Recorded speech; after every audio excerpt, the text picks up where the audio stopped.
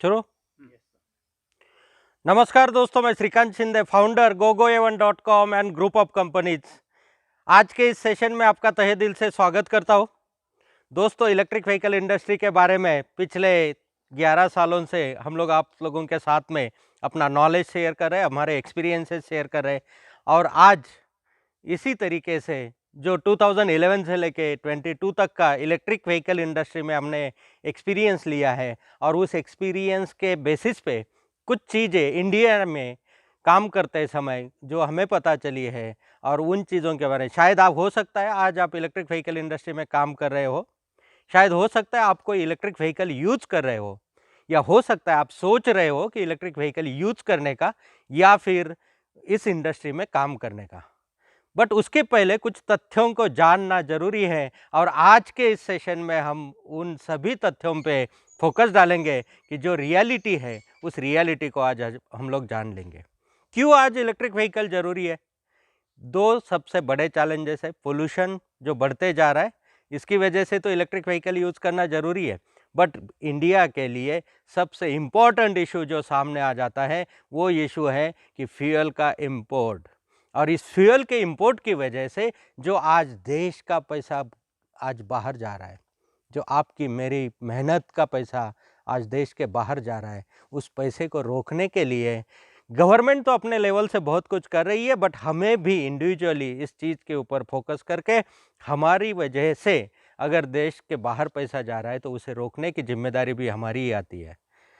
इसीलिए gogoa1.com ने एक मिशन के तौर पे इंडिया में इलेक्ट्रिक व्हीकल इंडस्ट्री के बारे में अवेयरनेस क्रिएट करना, नॉलेज शेयर करना, एजुकेशन प्रोवाइड करना और नए नए इन्वेंशंस इंडियन मार्केट को दे देना, यही मकसद हमारा रहा है। दोस्तों, कुछ चीज़ें हैं जो हमें पता चली और वो अंडरस्टैंड करना सबके लिए ज़रूरी है। पहली चीज़, आज इलेक्ट्रिक व्हीकल यूज़ करने वाले दो सेगमेंट हैं। कौन से सेगमेंट है जिनको ज़रूरत है इलेक्ट्रिक व्हीकल की? एक तो पर्सनल यूज़ कैटेगरी है व्हीकल की, एंड एक है कमर्शियल यूज़ कैटेगरी। अगर हम सिंपली फोर व्हीलर में भी बहुत सारा काम हो रहा है, थ्री व्हीलर में भी हो रहा है, टू व्हीलर में भी हो रहा है, सिंपली टू व्हीलर का भी एग्जाम्पल लेते हैं तो टू व्हीलर में आज दो तरीके के कैटेगरीज है। एक पर्सनल यूज़र यूज़ करता है, एक कमर्शियल यूज़र यूज़ करता है। आज के डेट में पर्सनल यूज़र से भी ज़्यादा कमर्शियल यूज़र की तादाद बढ़ी हुई है टू व्हीलर्स में। क्यों? क्योंकि पहले एक ज़माना था कि एक फैमिली बाइक होनी चाहिए थी, बट आजकल हर गरीब इंसान भी फैमिली के लिए एक अपनी पुरानी कार भी मेंटेन कर लेता है। तो बाइक्स जो ज़्यादा यूज़ होने लगे, टू व्हीलर जो ज़्यादा यूज़ होने हो रहे हैं, तो आज की डेट में वो delivery segments and business use के लिए ज़्यादा यूज़ हो रहे हैं। तो ये टू व्हीलर जो है यूज़ होते हैं, तो दो कस्टमर के सेगमेंट हमने देख लिया।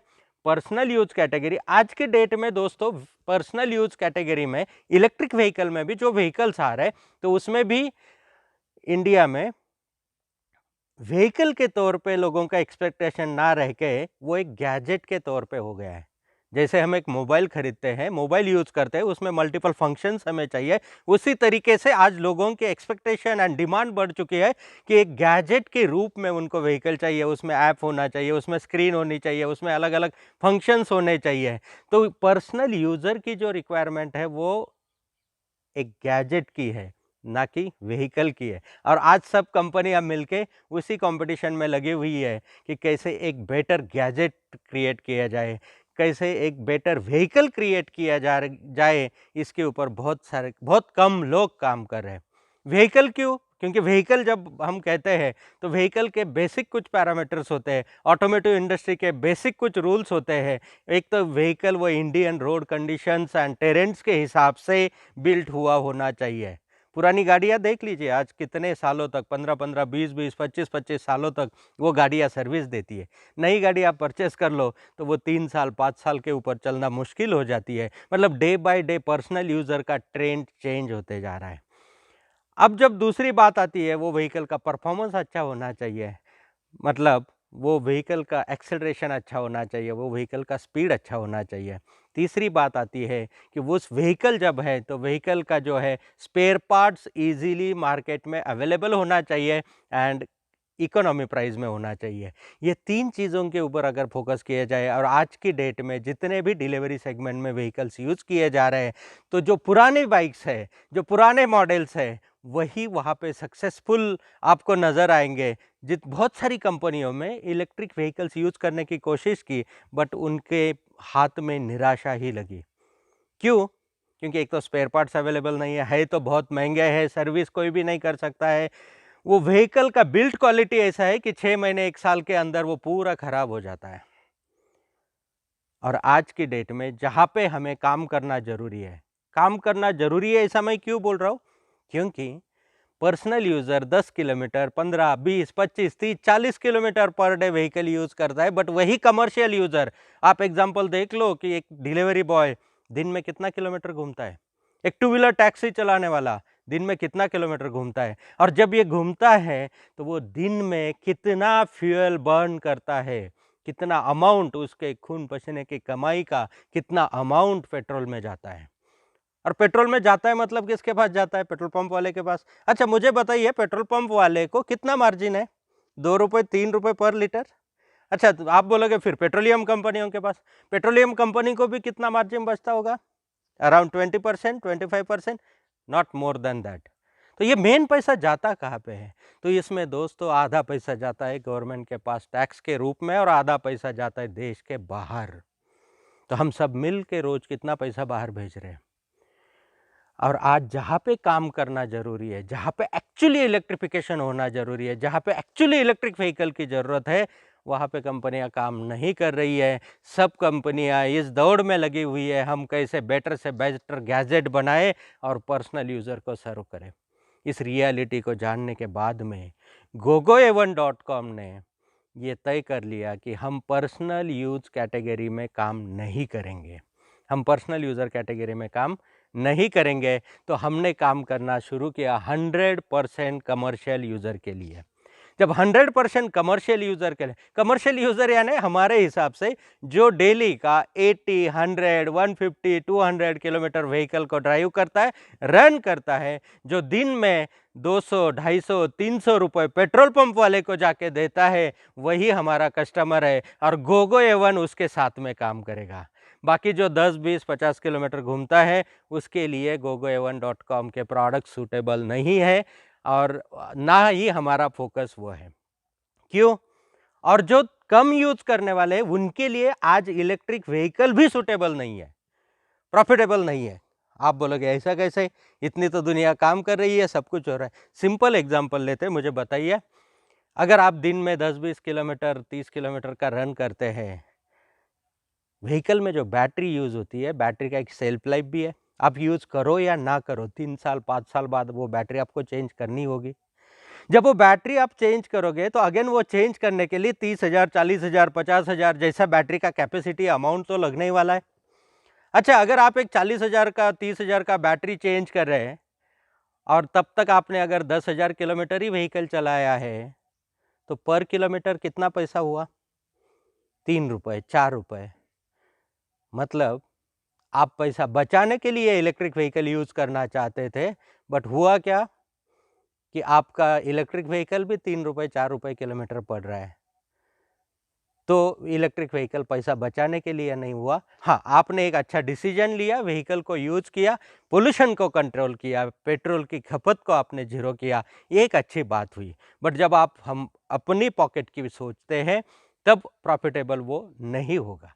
बट वही अगर कैलकुलेशन हम एक कमर्शियल यूज़र के लिए करते, जो 80, 100, 150 किलोमीटर रोज़ का घूमता है, एंड वो दिन में 200, 250, 300 रुपये पेट्रोल पे खर्च करता है, तो उसके लिए जो व्हीकल का कॉस्ट है, जो बैटरी का कॉस्ट है, 1 साल में, 1.5 साल में, ज़्यादा से ज़्यादा 2 साल में उसको आरओआई आ जाता है, 100% अमाउंट उसको रिकवर हो जाती है, और वो प्रॉफिट में है। वो पेट्रोल के अगेंस्ट में पैसा बचा रहा है, अपना खुद का फ़ायदा करवा के ले सकता है। बट ये करते समय कौन सा व्हीकल सिलेक्ट करना चाहिए? जब व्हीकल सिलेक्ट करने की बारी आती है, तो आज के डेट में इंडिया में जो भी ऑप्शंस अवेलेबल है, जितने भी व्हीकल्स मिलते हैं, एक तो चाइना से इंपोर्ट किए हुए स्कूटर्स है, जो ना कि इस पर्पज़ के लिए बनी हुई है, तो वहाँ पे लोगों ने यूज़ करके देखा, बट वो चली नहीं। दूसरे जो इंडिया में जितने भी कंपनियाँ व्हीकल्स बना रही है, मेजॉरिटी कंपनीज़ बना रही है पर्सनल यूज़र के लिए, तो जो स्टाइलिंग है, जो कमर्शियल के लिए है, उसको ड्यूरेबल बनना चाहिए, स्ट्रॉन्ग बनना चाहिए, वो नहीं बन पाता है, नहीं है ऑप्शंस अवेलेबल आज के डेट में मार्केट में। तो इसीलिए gogoa1.com ने, हमारे पूरे ग्रुप ने सोच के इस डिसीजन पे हम लोग पहुँचे कि इंडिया में नया एक्सपेरिमेंट करने से नया, क्योंकि एक्सपेरिमेंट क्यों मैं कह रहा हूँ, क्योंकि इंडिया में कोई भी व्हीकल को सक्सेसफुल करना है तो व्हीकल को सक्सेसफुल करने के लिए अकेली कंपनी, एक ब्रांड या एक मैन्युफैक्चरर जिम्मेदार नहीं होता है। आप आज तक के जितने भी व्हीकल सक्सेसफुली मार्केट में रन हो रहे, थोड़ा सा सोच लीजिए उनके बारे में। अकेली कंपनी जिम्मेदार नहीं है उस व्हीकल को सक्सेसफुल करने के लिए। उस व्हीकल के पीछे जो spare part manufacturers, after market spare parts, easily availability, economy prices and unorganise service sector, इसका बहुत बड़ा रोल है और इसे हम भुला नहीं सकते हैं। आज व्हीकल इंडस्ट्री को, ऑटोमोटिव इंडस्ट्री को इंडिया में सक्सेसफुल होने के लिए, सस्टेन होने के लिए, सर्व करने के लिए ये लोग जिम्मेदार है, ना बल्कि कंपनियां नहीं। कंपनी के पास कितनी बार जाते हैं हम लोग एक बार व्हीकल लेने के बाद में? जब तक फ्री सर्विसिंग है तब तक। उसके बाद आप अपना व्हीकल कहाँ लेके जाते हो? आपके पहचान के, जिसके ऊपर आपको भरोसा है, ऐसे एक आपके आजू बाजू वाले मैकेनिक के पास। क्या आपके बाजू वाला मैकेनिक आज इलेक्ट्रिक व्हीकल को रिपेयर कर पा रहा है? नहीं। क्या आपके बाजू वाले मैकेनिक के पास इलेक्ट्रिक व्हीकल के स्पेयर पार्ट अवेलेबल है? नहीं। अगर नहीं है तो फिर आपको मिलेंगे कहाँ पे?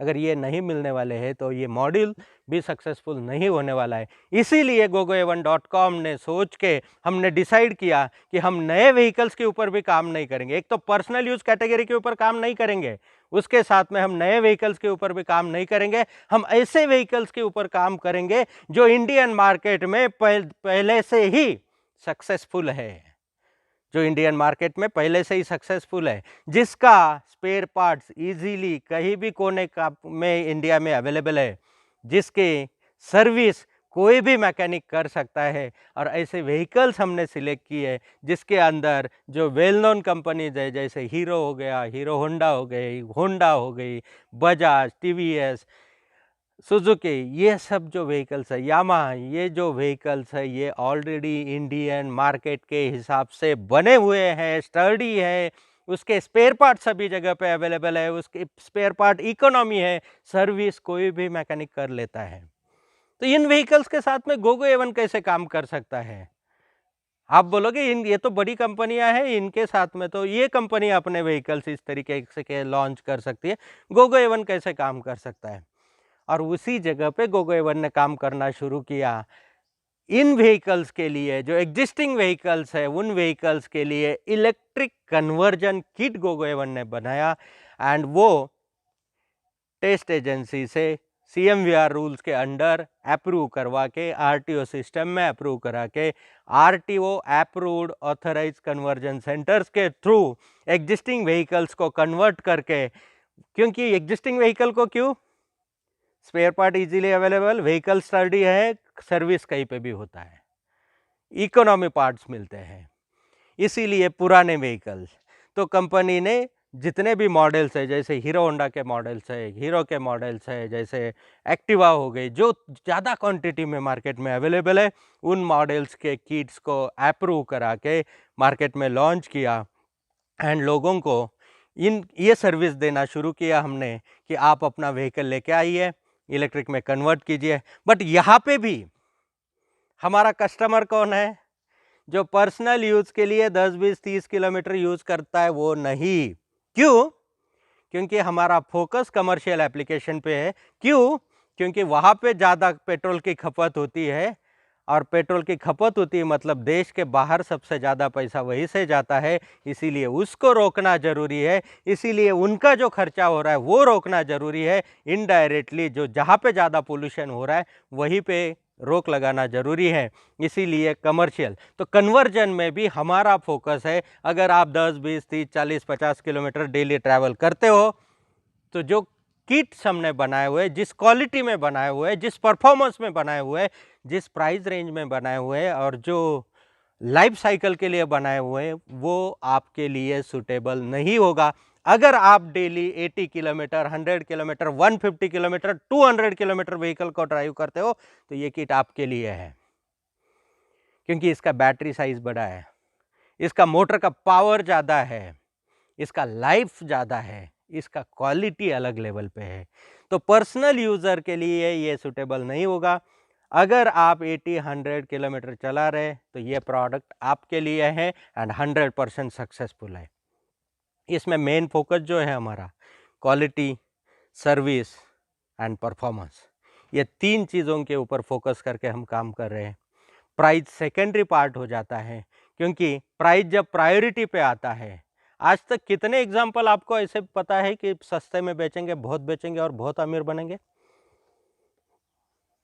ढूंढ के भी नहीं मिलेगा, क्योंकि सस्ता रोए बार बार और महंगा लिए। क्वालिटी कॉन्शियस जो होते हैं वो एक बार शायद उसको लगेगा कि ये प्रोडक्ट्स मुझे एज कंपेयर टू सस्ते वाले प्रोडक्ट महंगे मिल रहे हैं, बट वो एक बार। और प्राइस कितने दिन आपके दिमाग में रहती है? जब तक प्रोडक्ट खरीदते नहीं हो। जिस दिन प्रोडक्ट परचेस कर लिया, जैसे आपके हाथ में प्रोडक्ट आ गया, प्राइस आप भूल जाते हो और ध्यान में आता है क्वालिटी, सर्विस एंड परफॉर्मेंस। अगर वहां पे प्रोडक्ट फेल हो जाता है तो यूजलेस है। सस्ता क्या, फ्री में मिले तो भी यूजलेस है।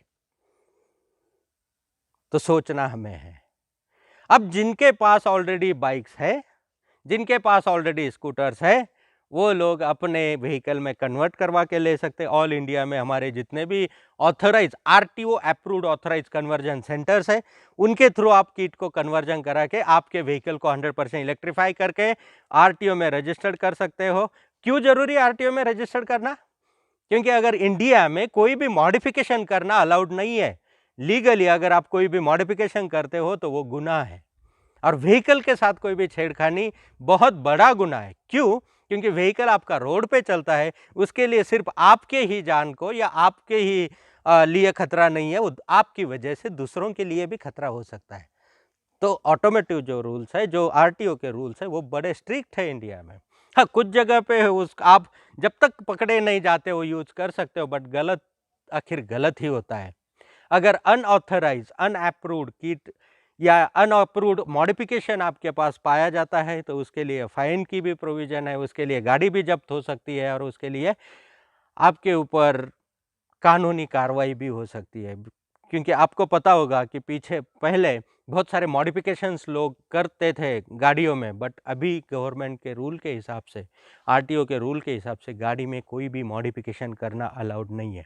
इसीलिए जो भी किट है वो अगर आरटीओ अप्रूव्ड है, ऑथोराइज है, आपने कन्वर्जन करने के बाद में अगर वो आरटीओ में रजिस्टर्ड होता है, आरटीओ में रजिस्टर्ड हो गया मतलब उसका इंश्योरेंस भी निकलता है, और इंश्योरेंस भी निकलने के बाद में आपका किट, व्हीकल, आप खुद और आपकी वजह से कुछ नुकसान अगर हो जाता है तो वो भी सब सेफ है। तो इसीलिए आरटीओ अप्रूव्ड ही होना चाहिए। तो जो gogoevan.com के पास में जितने भी किट्स है अलग अलग टाइप के, वो किट लगा के आप आरटीओ में रजिस्टर करवा सकते हैं। 100% इंश्योरेंस उसका आपका हो जाता है एंड लीगली, टेक्निकली आप परफेक्ट डायरेक्शन में जा सकते हैं। अब जिन लोगों के पास में व्हीकल नहीं है खुद का, बट जो यूज करते हैं ज़्यादा, खुद का मॉडल नहीं है, या फिर हो सकता है कि आपके पास जो मॉडल है उसका अप्रूव्ड किट हमारे पास में नहीं है, तो ऐसे केस में क्या कर सकते हैं? तो ऐसे केस में काम नहीं करना है क्या? नहीं दोस्तों, gogoevan.com ने और एक कदम आगे बढ़ाया। तो हमने अपने लेवल पे पुराने व्हीकल्स मार्केट से परचेस करना शुरू किया।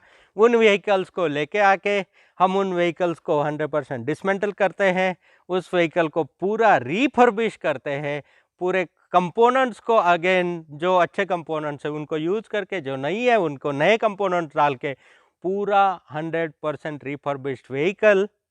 जो पुराना है, पुराना मीन्स पेपर्स पुराना है, पुराना मीन्स जिसकी क्वालिटी अच्छी है। आप देखो 1980 19 पुरानी जितनी है, आज तक बुलेट की चासिस आपने देखी है किसी की स्क्रैप हुई, जंग लग के सड़ गई, खत्म हो गई? पुरानी गाड़ियों की चासिस बड़ी स्ट्रांग है, पुरानी गाड़ियों के पार्ट्स बड़े मजबूत है। अब धीरे धीरे कंपटीशन में कंपनियां भी नए गाड़ियों में लाइट वेट कर रही है, क्योंकि परफॉर्मेंस हाई करना है। धीरे धीरे मटेरियल कॉस्ट कम करते जा रही है, धीरे धीरे वो लाइफ कम करते जा रही है। बट पहली वाली गाड़ियाँ जो है वो आपकी 15 साल, 20 साल, 25 साल, 30-30 साल तक चलती है। और वही गाड़ियाँ हम मार्केट से एक्वायर करके उसको रिफर्बिश करके पूरा नया बना के उसके साथ में उसको इलेक्ट्रिक कन्वर्जन करके आरटीओ में रजिस्टर्ड करके विथ ग्रीन नंबर प्लेट आपको डिलीवर करते हैं। ऑल इंडिया में आप कहीं से भी हो, तो आपने हमसे एक डिमांड किया व्हीकल, हमने आपको दिया। एग्जाम्पल महाराष्ट्र में रजिस्टर्ड है, इलेक्ट्रीफाई हो चुका है, ग्रीन नंबर प्लेट में ऑलरेडी आ चुका है।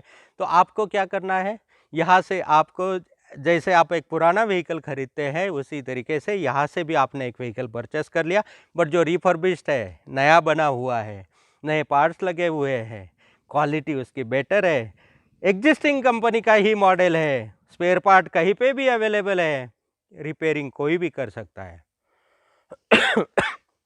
और ऐसे व्हीकल को आप gogoa1.com के वेबसाइट से ऑर्डर करते हो, हम आपके लिए व्हीकल जो रेडी है, रजिस्टर्ड व्हीकल है हमारे पास में, वो व्हीकल को आपको एनओसी यहाँ से निकाल के आप कोई भी स्टेट में, महाराष्ट्र में है तो एनओसी की ज़रूरत नहीं, हम खुद आपको ट्रांसफ़र करवा के देते हैं, और आउट ऑफ महाराष्ट्र है तो आपको एनओसी निकाल के देते हैं। हाँ, एनओसी निकालने का जो थोड़ा सा खर्चा रहेगा वो आपको करना होगा, बट आपके वहाँ पे जाने के बाद में आप इलेक्ट्रिक व्हीकल आप परचेस कर रहे हो तो इसमें आपको वहाँ पे टैक्स नहीं लगना चाहिए, नहीं लगता है। कुछ स्टेट में लग सकता है, डिपेंड करता है स्टेट के पॉलिसी के ऊपर, पर जनरल जो सेंट्रल की पॉलिसी है तो इलेक्ट्रिक व्हीकल के लिए टैक्स नहीं है।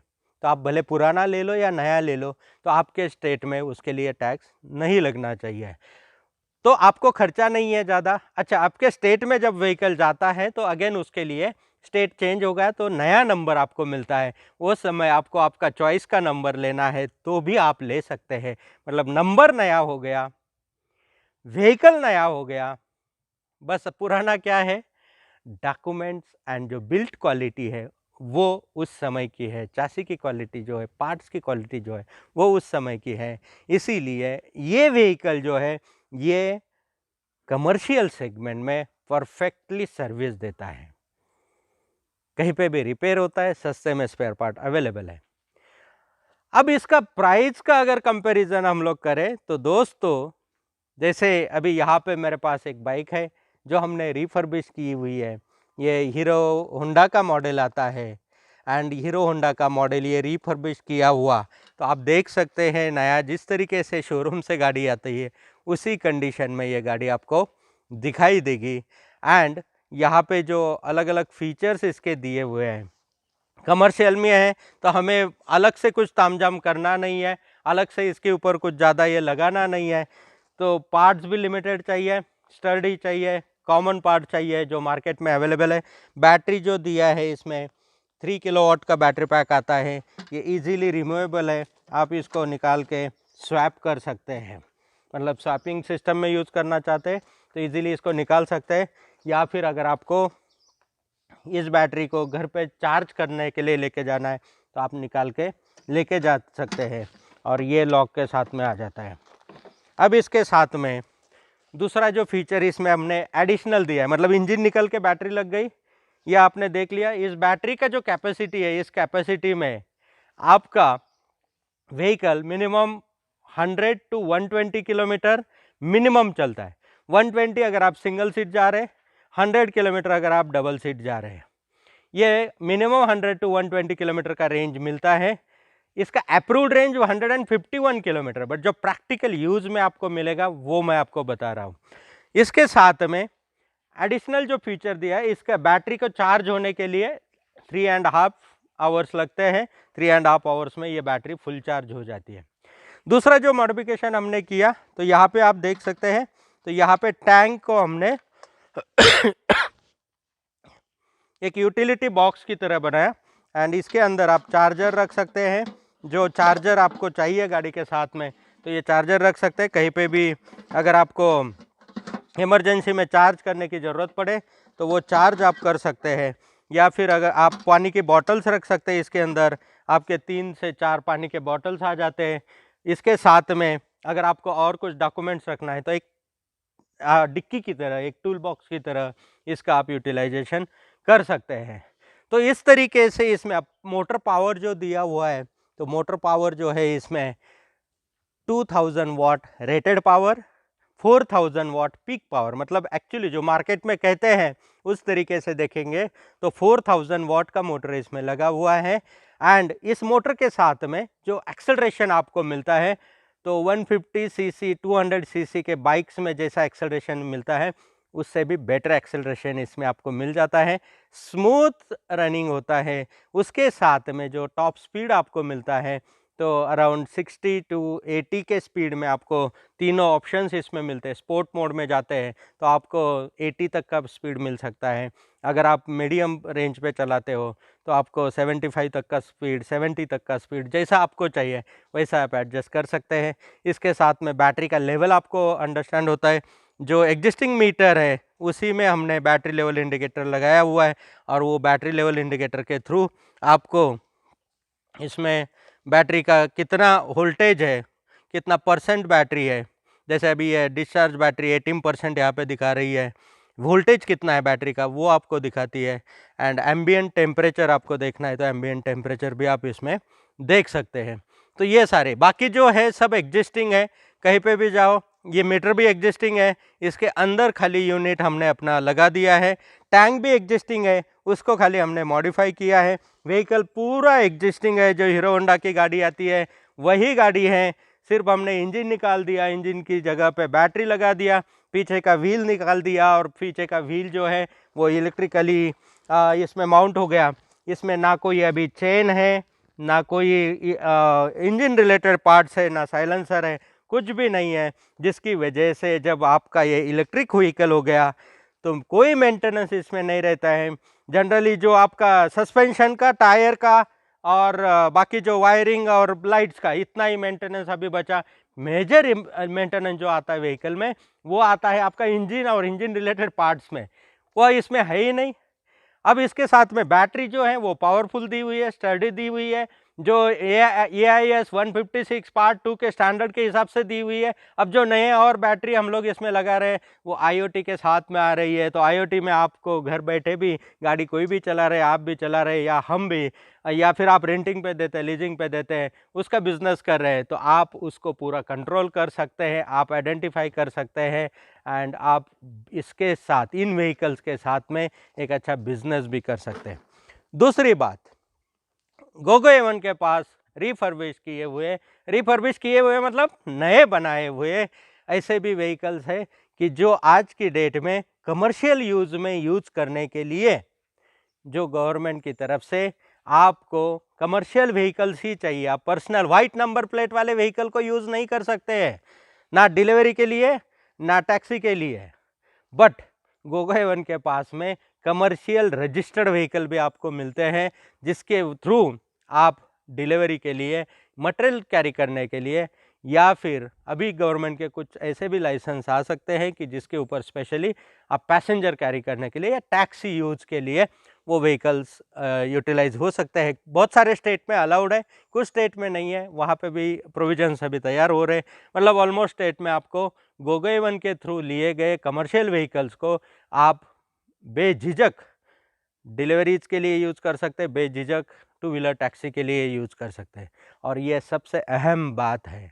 और इन चीज़ों के ऊपर ज़्यादा मेहनत करके, क्योंकि आपको सोल्यूशन देना है, शॉर्ट टर्म सोल्यूशन नहीं देना है तो वो लॉन्ग टर्म सोल्यूशन देना है। और इस सोल्यूशन के थ्रू गोगो एवन का जो पिछले 12 सालों का जो तजुर्बा रहा है, जो एक्सपीरियंस रहा है, जो काम करने का तरीका रहा है, और उसी तरीके को कंटिन्यू करते हुए, क्योंकि अगले 100 साल तक हम इस इंडस्ट्री से ना हिलने वाले हैं ना रुकने वाले हैं, तो अगले 100 साल तक आपको best of the best quality products, best of the best services and best of the best innovative veg and business education देने के लिए हम कटिबद्ध हैं।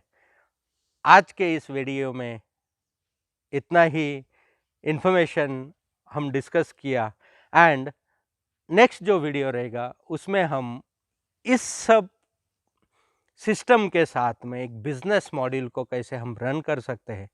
आपके पास पैसा है, बहुत अच्छी बात है, पैसा नहीं है, कोई प्रॉब्लम नहीं है, फिर भी आप एक इलेक्ट्रिक व्हीकल में सक्सेसफुली बिजनेस रन कर सकते हैं। एंड वो किस तरीके से, ये हम नेक्स्ट वीडियो में देख लेंगे। Thank you very much, have a nice time, जय हिंद।